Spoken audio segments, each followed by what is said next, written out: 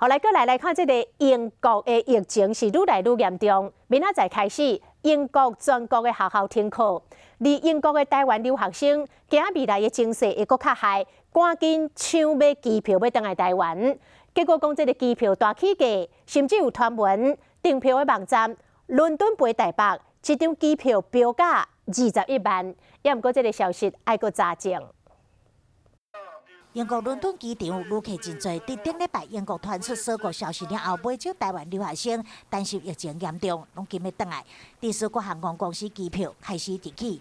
一位对英国回台5岁留学生就讲，伦敦台北通常是15000到2万的机票，除了有同学去买到3万8的价销，竟然有传闻，这网站店面是差到21万。不过这个信息也阁需要确认。就是有一些各大会卖机票的网站，伦敦到台北啊，朋友看到炒到21万，很夸张。这位留学生讲，买少班次拢停航，想要离开疫情扩散的欧洲，难度真高。位根本不够，班机都取消太多了，根本不够。他们现在担心是英国伦敦会封城。新冠病毒疫情冲击未少学生，高雄这名姓奥的留学生嘛真焦虑。